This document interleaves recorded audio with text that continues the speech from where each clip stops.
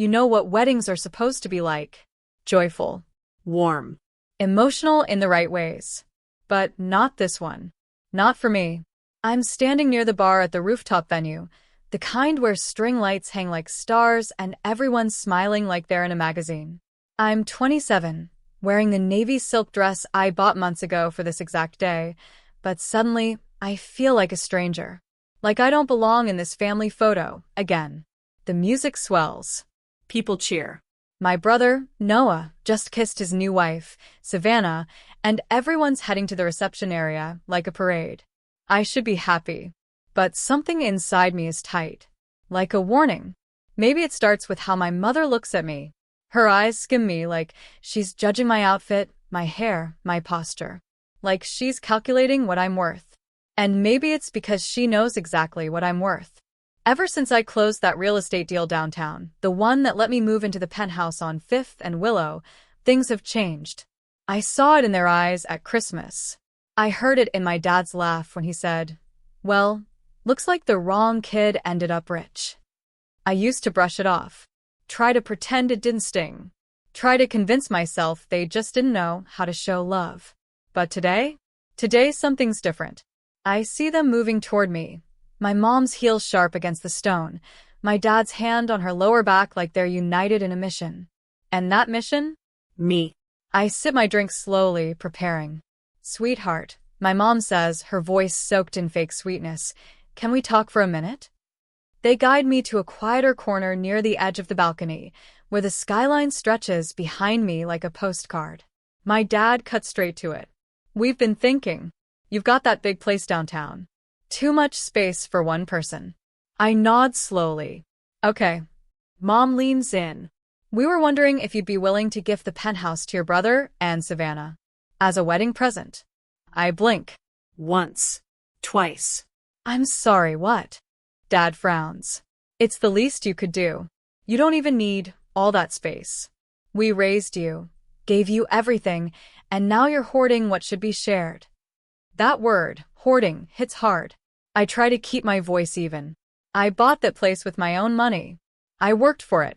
No one helped me. Mom's voice sharpens. "Don't be dramatic. Your brother's starting a new life. He needs a home. And I need boundaries," I say, my voice finally catching up to my anger. "You want me to hand over my home like it's a hand-me-down coat? Just because he's the golden child?" My father's face twists. "Watch your tone." "I've watched it for 27 years, I whisper. And all it got me was silence when I needed support. He steps forward. "We are your parents. You were strangers when I was struggling to eat ramen at 23 while building my company. You didn't even visit when I was hospitalized last year. But now that I have something, suddenly I matter?" Then it happens. He lifts his hand and slaps me. It's not even hard, but it echoes. Echoes across the rooftop. Echoes through the clink of champagne glasses. Echoes into the silence that follows, as a few guests turn their heads in shock. My cheek stings. But the pain isn't the worst part. It's the betrayal. The public unraveling of everything I tried so hard to protect. I look at him, at both of them, and for the first time in my life, I feel nothing. Not fear. Not guilt. Not longing.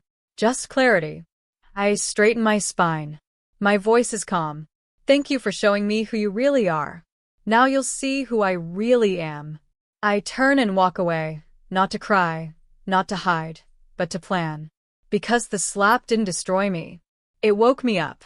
And when I'm done, they'll realize they never should have picked a public stage to humiliate me, because now I have an audience. And soon they'll have consequences. They say you can't hear your heart break, that it's silent. But that's not true. Mine shattered with the sound of heels scraping the rooftop floor. The sharp hush that spread like wildfire. The way no one stepped forward. Not even Noah. I walk straight to the elevators. I don't run. I don't cry. I just move. The steel doors close behind me, and for a second I lean back against the cold wall, eyes closed. My cheek still burns from the slap, not from force, but from shame. What kind of father does that? At his son's wedding. In front of dozens of people. What kind of mother stands there, and watches. But I already know the answer. The kind who never wanted a daughter who stood up for herself. Back in my penthouse, I sit alone in the living room. The skyline is the same, bold, glittering, untouched, but everything inside me has shifted. I built this place brick by brick. Well, deal by deal. I remember sleeping under my desk at 24 while launching my agency. I remember eating canned beans and sending emails at 3 a.m. I remember missing birthdays, weddings, even funerals because I couldn't afford to stop. Not when I had nothing and no one. And now they want to take this? Because my brother got married? No. Not again. The next morning, my phone's buzzing nonstop. Missed calls. Texts. Noah. Hey, heard about what happened. Can we talk? Mom, we didn't mean for it to go that way. Please come by. Dad. Nothing from him. Of course. But the one that stings comes from Savannah, my new sister-in-law. Savannah. I know tensions were high. I just wanted to say, we'd love to live there, but if you really feel uncomfortable, we understand. Just let us know before the honeymoon. That's it. No apology. No, I'm so sorry your father hit you. Just a gentle nudge, like I'm the one being unreasonable. I don't respond. Instead, I get dressed, throw on my dark jeans and a blazer, and head straight to my attorney's office. Her name is Harper Cole. She's brilliant, discreet, and absolutely ruthless when she needs to be. Are we going nuclear? She asks the moment I sit down. I smirk. I don't know. Is making sure my family never touches this place again considered nuclear? She leans forward. What happened? I tell her everything. From the proposal to the slap. And she doesn't flinch. When I'm done, she simply says, we'll put the penthouse in a trust. Ironclad. No gifts, no wills, no verbal promises. You'll name yourself as sole trustee and beneficiary. No one can claim you ever intended to pass it on. And I add, I want a clause. If anyone tries to legally contest my ownership, they forfeit any financial ties to me. Ever. She raises an eyebrow. That includes your brother? Especially my brother. She doesn't judge. Just nods and gets to work. That evening, I sit in my kitchen with a glass of red wine and absolute silence. And I think about how every time I made progress in my life, every job promotion, every article published about my company, my parents never celebrated. Not once. They only noticed when my success became inconvenient for them. When I was poor and invisible, I was obedient, quiet, acceptable. Now that I have something of my own, I'm a problem. It's never been about love. It's always been about control. The next day, Savannah posts a story from the airport. Camera with flash, off to Paris with my forever. Can't wait to start our life together, ring airplane. I almost feel bad. Almost. But then I think of her standing behind my father on that rooftop, not saying a word, smiling, like it was all normal. I scroll past it and open my email. Harper has sent over the finalized trust documents. Everything is locked. My home is now legally untouchable. I sign it, and for the first time in days, I breathe. A week passes before Noah shows up at my building. My doorman buzzes me. There's a guy down here, says he's your brother. Do you want me to let him up? I hesitate, then say, yes. When the elevator opens, he steps out sheepishly, still in his travel clothes. Hair messy, holding a small souvenir bag from the Paris airport. Hey, he says. I cross my arms. Didn't expect to see you. He shifts. Yeah. Look, I heard about the trust. Savannah's not thrilled. I raise my eyebrows. That's what you came to talk about? No, I mean yes, but not like that. I just think, maybe we could have talked before doing something so final. Like how Dad talked to me before slapping me? He winces. I told him, he crossed a line. You told him? Or you told yourself you would, after the honeymoon? Silence. Noah. I continue, voice low. You stood there. You didn't flinch. Didn't follow up. Didn't ask if I was okay. You just moved on. He looks down. It was my wedding day. I didn't want drama. And now you want my apartment. I never asked for it, but you are willing to take it. His face crumples. You don't understand. They put pressure on me too. Oh, I understand perfectly. I just finally decided I'm done playing along. He's quiet for a long time. Then softly, so this is it? I nod. You and I will always share blood. But if you're not going to protect me when I'm being hit in public, you don't get to be a part of my private life. He looks like he might cry, but I don't. Later that night, I sit on my balcony, legs tucked under me, looking out over the city. This penthouse used to feel like a prize. Now, it feels like a fortress. A space I had to defend, not just with contracts, but with courage. They say your home should be where you're safest. I'm just now making mine that way. I know the whispers have started. My mother's probably telling relatives I've changed. That success made me cold. That I'm dramatic. Ungrateful. But the truth is simpler. I just stopped letting people hurt me and stay. The strange thing about betrayal is that it doesn't always hit all at once. It comes in layers, like peeling an onion you didn't know you were holding. And each layer stings worse than the last. It's been 10 days since the wedding. 10 days since my father slapped me in front of 50 wedding guests. 10 days since I watched my mother stand silent.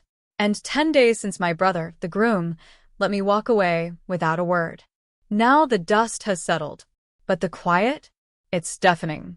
People keep pretending nothing happened. That's the part that hurts the most. Yesterday, I got an email from one of my cousins. Subject line: "Hey, just checking in." It was 2 sentences long. Said he heard about what happened and hoped everyone could move past it soon. Move past it? Like my face hadn't gone hot in front of everyone I knew. Like my dignity was something to shake off over brunch.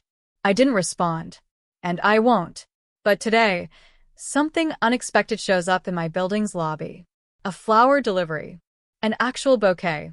White lilies and blue hydrangeas, tucked into a tall silver vase. My doorman raises an eyebrow as I sign for it. First flowers we've seen since Valentine's, he teases. I don't laugh. The card is tucked inside, neat and folded. I'm sorry for what happened. I didn't know they were going to ask you for the penthouse. I didn't expect any of it. Please talk to me. Savannah. My first instinct is to tear the note in half. But I don't. Not yet. I carry the vase upstairs, set it down in the kitchen, and stare at it like it's going to explode. Because it kind of already has in my head. Savannah. The same woman who stood 2 feet behind my father while he berated me. The one who blinked slowly when I said no. Who sipped champagne while I walked away with a burning cheek. Now, she wants a conversation? Now that she's back from Paris, from eating macarons and shopping in Marais? Now she's sorry? No. Not yet. I spend the next 2 days cleaning. Not because the penthouse is dirty, but because I need to move. To do something. I scrub baseboards. Reorganize the fridge. Alphabetize the spice drawer. I even reprogram the thermostat. It's ridiculous, I know. But it's better than scrolling through Instagram and seeing my parents posing with Noah and Savannah like everything's perfect. Because it isn't. Not even close. On day 3, Harper calls. Are you sitting down? She says. Is it good or bad? Depends on your mood, she replies. Your mother contacted my office. I blink. What? She said she was concerned that you've made rash legal decisions and wanted to know if there's any way to reverse the trust. I stare at the floor, hand gripping the edge of the kitchen counter. You told her no? I told her to lose my number. A breath escapes me. Half laugh, half disbelief. She really tried? She really tried. Then Harper adds, she also mentioned they were thinking of moving in with Noah and Savannah. Something about downsizing. Thought you'd find that interesting. I swallow hard. Yeah. Interesting. It's starting to make sense now. The slap, the sudden pressure, the desperation. It wasn't just about entitlement, it was about them. My parents are drowning. Maybe financially. Maybe emotionally. Maybe both. But instead of asking for help like decent human beings, they decided to demand it. They didn't see me as a daughter. They saw me as a safety net. The next evening, my buzzer goes off. It's Savannah. I don't want to answer, but I do. She steps out of the elevator wearing jeans and a long cream cardigan. No makeup. Her eyes are tired. I don't want to fight, she says quickly. Can we talk? I don't say anything. I just step aside. She sits at my kitchen counter like it's foreign land, like she's visiting a life that should have been hers, if things had gone their way. I didn't know they were going to ask you that, she begins. And I definitely didn't expect him to hit you.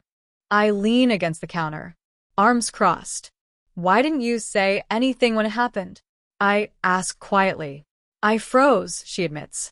I was scared. Of him. Of causing a scene. Of ruining the wedding. I nod once. And I was scared too. But I was still the one who got hurt. Her lips press into a line. She takes a deep breath. Noah told me you won't speak to him anymore. That's true. And you put everything into a trust? Also true. She doesn't argue. Doesn't try to sugarcoat it. I came to say I'm sorry, she says. Not just for what they did, but for standing there. For not standing up for you. It's the first honest thing I've heard from any of them. And still, it doesn't fix what's broken. Do you know what it feels like, I say slowly, to build something from nothing, only to be treated like you owe it to people who've never clapped once for you? She doesn't answer. Do you know what it feels like to be slapped by your father and to hear your mother say nothing because they're angry you said no to giving away your home? I don't, she says softly. But I'm starting to understand. Silence stretches between us. Finally, I say, I'm not angry at you for wanting a place to live. I'm angry that no one asked, they expected. And when I didn't deliver, they punished me. She nods. I watch her carefully. If you're serious about being in my life, you'll need to understand one thing. I'm not the girl who'll fold anymore. I get that. Do you? She meets my eyes. I do now. She stands. I won't bother you again. I just needed to say it, even if it doesn't fix anything. She heads toward the elevator. But just before the doors close, I say, thank you for saying it. She nods once. Then she's gone. The next few days pass quietly. No new texts. No more emails. No more flower deliveries. It feels like space. Like breathing room. Like the first layer of peace. I sit on my balcony one night, a cup of mint tea in my hands, and I think about all the years I spent trying to earn their approval. And for what? A slap? An insult? A request to hand over the very roof over my head? No more. This is mine. This life, this apartment, this healing mine. And I'm not giving it to anyone who thinks I owe it. Not again. I thought cutting them off would bring quiet. Instead, it brought a storm. It starts small, a message from Aunt Lynn, the one who never forgets a birthday but also never minds her business. Heard you're going through a phase. Don't let pride ruin the family. You only have one. Then comes a tagged Facebook post from my mom. A blurry photo of Noah and Savannah smiling in their new condo. The caption reads, "So proud of our son and his wife for starting fresh without handouts or shortcuts. Integrity always shines." I read that line over and over. Handouts? Shortcuts? From the woman who tried to snatch the deed to my home like it was a wedding favor? I almost laugh. Almost. But what hits harder is the call I get later that night. Harper again. "Hey," she says, "you told me to flag anything unusual tied to your family's name? Right? Well, your mom filed for emergency reconsideration with the probate court. She's trying to claim the penthouse was a promised wedding gift that you reneged on." I stare at my phone stunned. She's trying to sue me? Harper sighs. Technically, she's requesting a legal hearing to determine if there was an implied gift. There wasn't. I know that. You know that. But she's banking on public pressure and emotional framing. I rub my temples. So, what do? We let her dig her own grave. The hearing is scheduled in 2 weeks. It's not a trial, just a preliminary session. But still, the idea of sitting across from my parents in a courtroom makes my stomach knot. I shouldn't be surprised. This is exactly how they operate. They can't control me, so they'll try to humiliate me. Days pass. I spend hours with Harper preparing documents, emails, text messages, voice recordings. Anything that shows this penthouse was mine from day one. And it's all there. Bank statements, mortgage payments, construction invoices with my name on every page. Still, I can't sleep. I toss and turn at night, half expecting a knock at the door. Or worse, a reporter camped outside, ready to feed off family dysfunction. I've always kept my private life separate from my business, from my image. But now they're trying to drag my name through court over a lie. And I can't let that happen. A week before the hearing, I get a message from Noah. Not a call, a message. I didn't know they were filing anything. I swear. I told them to drop it. Please believe me. He attaches a screenshot of a conversation, a group chat with him, Mom, and Dad. Dad's message is sharp and smug. She thinks she's better than us. Let her prove it in court. I stare at the screen for a long time. That's who raised me. That's who I used to cry over when they ignored my success, thinking I had somehow failed them. And that's when I realize I never failed them. They failed me. The night before the hearing, Harper calls. I have good news, she says. But it depends on how bold you're feeling. I sit up straighter. Go on. Your father filed business taxes under your name 10 years ago. You were barely out of college. It was shady bookkeeping, probably to secure a loan. I blink. What? I dug into your old tax history, like you asked. He used your SSN and declared a partnership with you on a shell company. If we push this, it'll open an investigation. My heart starts to race. That's illegal. Very. And if you want, we can use it. Silence stretches between us. Harper adds gently, you'd have leverage. He'd have to back down. I don't respond right away. Because the old me, the one who begged for approval, who let herself be slapped and stayed quiet, she might have said no. But the woman I've become? She says, do it. The next morning, we walk into the courtroom. It's not packed, but it feels heavy. Like everyone's holding their breath. My father is in a stiff gray suit, arms crossed. My mother wears a pale blue dress and fake pearls, pretending to be the grieving parent of a wayward daughter. Noah isn't there. Savannah isn't either. It's just us. The hearing begins. My mother's attorney spins a dramatic story that I promised the penthouse to my brother and his new wife, that it was a verbal gift made during the engagement, and that I only backed out of jealousy. I don't flinch. When it's our turn, Harper stands calmly and lays out every receipt, every signature, every closing document in my name. She presents a recording from 2 years ago where I mentioned to a friend, clear as day, that I was never giving up my home for anyone, not even family. Then Harper says the words I didn't expect her to say out loud. We also have records indicating tax fraud from the plaintiff, should this claim continue forward. The courtroom goes still. My father's jaw tightens. My mother pales. And the judge, a stern woman with sharp eyes, leans forward and says, would the plaintiffs like to reconsider their filing? They do. In fact, they withdraw the whole thing within 5 minutes. Outside the courthouse, I don't speak to them. They don't speak to me either. My mother walks briskly to a black car, eyes hidden behind dark glasses.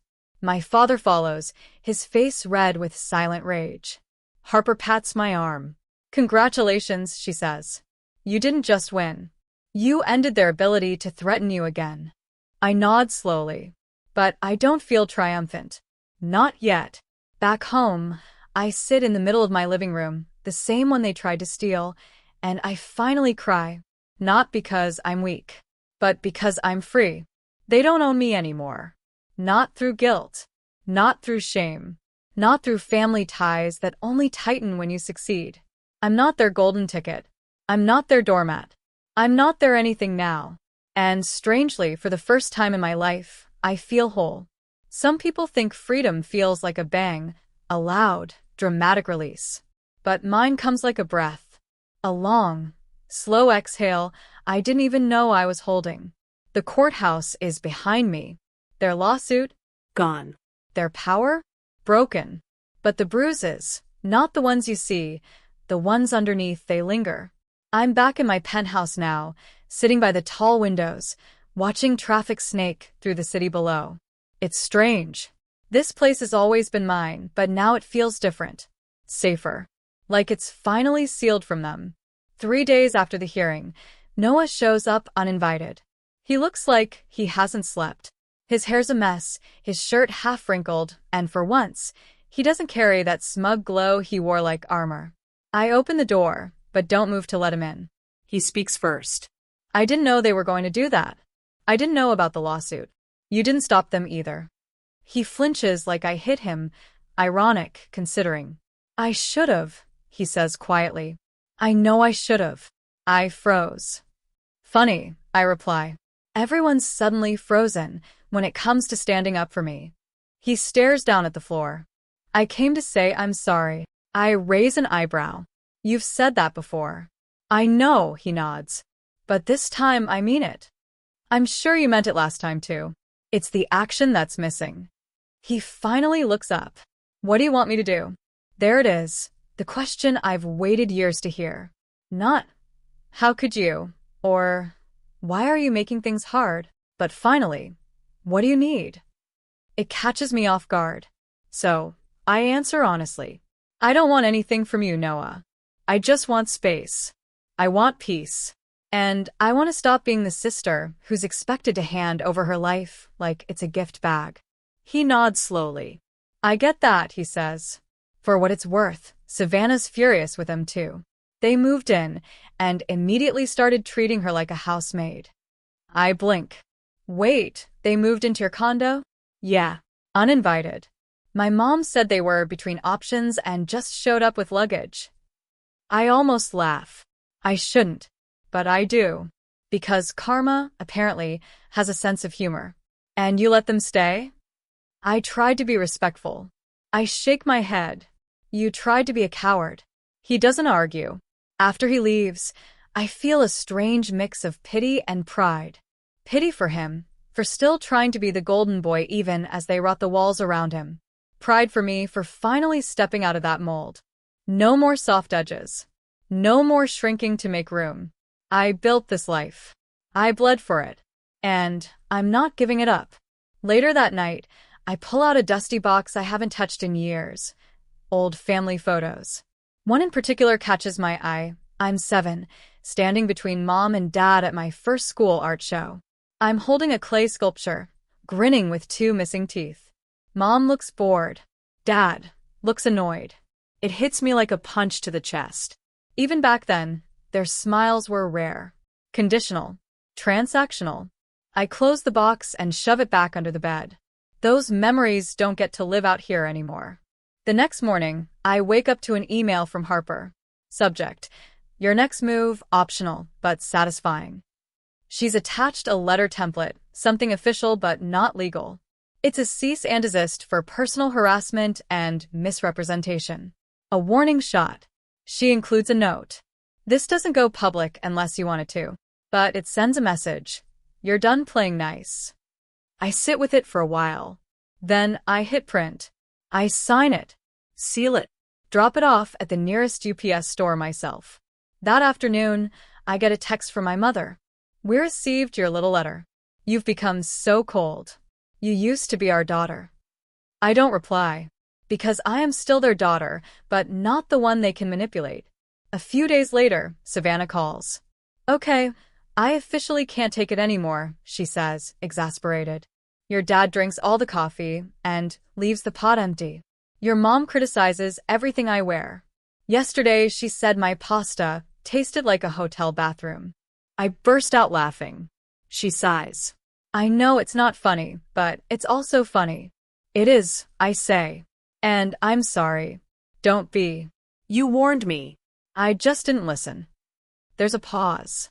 Then she adds softly, I admire you. For walking away. For standing up for yourself. I wish I'd done it sooner.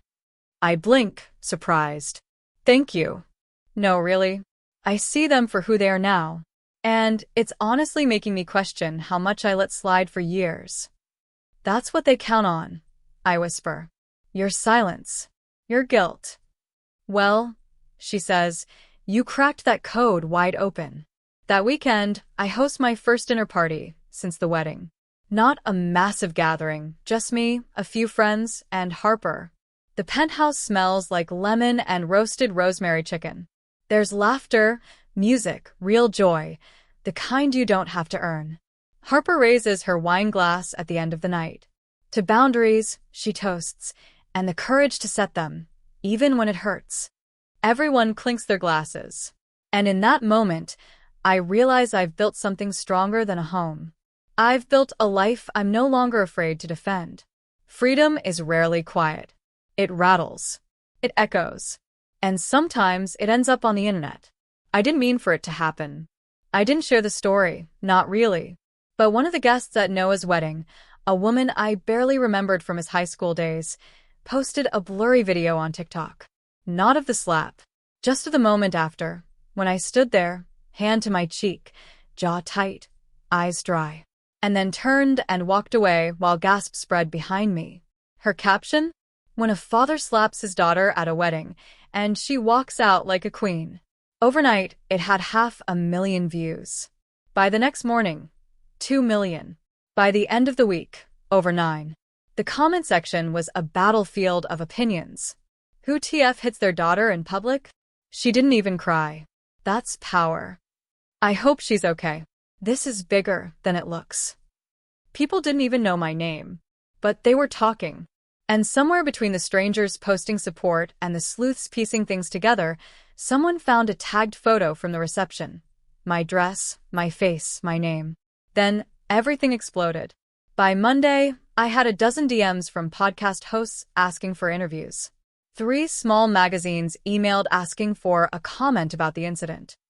Even a well-known talk show sent a request to discuss generational trauma, wealth, and female empowerment. And while I sat at my kitchen island sipping coffee, Harper called, laughing. I told you to trademark your name, she said. This is insane. This is leverage, she corrected. I hesitated. Do I lean into it? Or do I let it pass? That depends, Harper said, her tone turning serious. Do you want to stay silent and let them own the version of you they always pushed, the cold, ungrateful daughter who walked away? I took a long breath. No, I said. I want my voice back. I didn't go on talk shows. I didn't start a YouTube channel or launch a memoir. But I did something that scared me more. I wrote a long, vulnerable, no-filter essay. I posted it on Medium under my real name with a headline. I was slapped at my brother's wedding. But that wasn't the worst part. I didn't drag my parents. I didn't curse or accuse. I simply told the truth. I told them about the pressure, the manipulation, the guilt trips disguised as love, the silence when I struggled, the expectation that I give and give and give and never say no. I wrote about the slap. And then I wrote about what it woke up in me. The comments were overwhelming. Thousands. Women, especially, wrote paragraphs about their own slap moments. Some literal, some emotional, some quiet, but all devastating. I wasn't alone, and neither were they. Then came the email I never expected. Subject: for your consideration, TEDx 2026, Resilience in Modern Women. They'd read the essay. They wanted me to speak. I stared at the screen for nearly 10 minutes. Me? The girl who used to cry in stairwells when her father didn't show up to school plays? The woman who used to shrink under her mother's passive-aggressive compliments? I typed one word back. Yes. I tell Harper first. You're really going to do it? She says, grinning over the phone. Yes, I whisper. I think I have to. Not for them. For you. I nod, even though she can't see me. For me. The following weeks are a blur of coaching sessions, rehearsals, speech writing, and breathing exercises. But every time I doubt myself, I remember that moment on the rooftop. My father's hand. My silence. The sting. The shame. And then I remember what came after. Not a breakdown, but a reckoning. The day of the talk arrives. It's a small stage, only about 300 people in the audience. But I can feel every heartbeat, every eye. I walk up. Steady. I start simple. My name is Riley, and last month, I was slapped by my father at my brother's wedding. The room holds its breath. But that wasn't the most painful part. The pain came long before. In words I didn't question. In love that had conditions. In a home where silence was safer than honesty. I speak for 17 minutes. Not as a victim. As a survivor of emotional betrayal disguised as tradition. And when I finish, the room stands. Not claps. Stands. I try not to cry. I almost fail. But the tears are different now. Not grief. Not shame. Release. When I get back home, there's a card in my mailbox. No name on the front. But inside, it's written in my mother's handwriting. You were never supposed to embarrass us like this. No, I'm sorry. No, we were wrong. Just more control. Just more shame. I fold it in half, toss it in the trash. And I don't feel a thing. That weekend, Noah comes by again. He brings coffee and a folder. What's this? I ask. I'm selling the condo, he says. Savannah and I are moving out. Getting space. Real space. I blink. You're serious? Yeah, he nods. You showed me how. I raise an eyebrow. By slapping my way to freedom? He laughs. By standing up. By staying standing. I let out a breath. I'm proud of you. He shrugs. I'm still learning. But maybe we both are. Before he leaves, he hesitates at the door. Mom and Dad, they're angry. Good. He laughs again, but it fades quickly. I don't think they'll ever change. I nod. I know. So what do we do now? I meet his eyes. We build something better. That night, I get a notification on my phone. My TEDx talk is live. Views. 87,000 and climbing. Comments flooding in. Strangers calling me brave. Sisters thanking me for putting words to their pain. People saying things like, this isn't just about a slap. This is about the quiet war so many daughters fight alone. I watch it once. Then I close my laptop. I pour a glass of wine. I stand by my window. And for the first time in my life, truly, fully, I feel untouchable. There's a moment that comes when everything is finally quiet. Not the kind of silence that feels like a threat or like you're bracing for the next attack. No, this is peace. The real kind. The kind that wraps around your shoulders like a soft sweater and whispers, you did it. You're free. It didn't come right away. Healing never does. But now, I feel it. It's been 6 months since the wedding. 6 months since I stood in front of hundreds of strangers and told the truth that had been festering inside me for years. 6 months since I stopped explaining, stopped apologizing, stopped pretending my family's love was anything but conditional. And in those 6 months, I've built something for myself I never thought I'd have, a life that's mine. The TEDx talk crossed 1 million views last week. My inbox is filled with people, women mostly, asking if I'll write a book, speak at their college, join their panel, share more of my story. I haven't said yes to most of them. Not because I'm afraid, but because I'm learning that not everything needs to be shared. Some things can be just mine. That's the beauty of power. Once you stop handing it away, you get to choose what to do with it. Harper tells me I should start a foundation. Something about generational trauma or financial independence for women breaking away from toxic families. It's not a bad idea. But right now, I'm focused on something else. Today, I stood in front of a group of teenage girls from hard places, foster care, group homes, shelters, and I told them, you're not broken because they treated you like you were disposable. That was never your fault. One of them, a quiet girl named Amira, raised her hand after. What if they come back? She asked, voice barely a whisper. I smiled. Then you remember who you are without them. And you decide if they deserve to sit at your table. That night, I walk through my penthouse, barefoot, music playing low, the city humming below. I stop in front of the full-length mirror in the hall. The woman looking back at me isn't the same. Her eyes are sharper, clearer, her posture straighter. She doesn't flinch when she sees herself anymore. She's not someone's daughter, sister, scapegoat. She's just herself. Riley, 31, survivor, speaker, architect of her own damn life. And no one's victim. I think back to the slap sometimes. Not with pain, but with purpose. That moment, loud and humiliating as it was, became a turning point. It drew the line I never knew I needed. They crossed it, and I never stepped back over. A few weeks ago, Noah told me our parents moved into a rental on the edge of town. Apparently, their name doesn't open the same doors anymore. Too many people watched the video. Too many whispers. Too much shame. For once, it's not mine to carry. Noah still visits them. Less now. But he goes. He's trying to hold something together that never had a strong foundation to begin with. I admire his hope, even if I don't share it. He doesn't try to convince me anymore. He knows that door, for me, is closed. I did get a letter, though. Mailed. Handwritten. From my mother. No return address. Inside was just one sentence. We raised you to be better than this. I laughed when I read it. Not because it was funny, but because it proved what I already knew. They never understood me at all.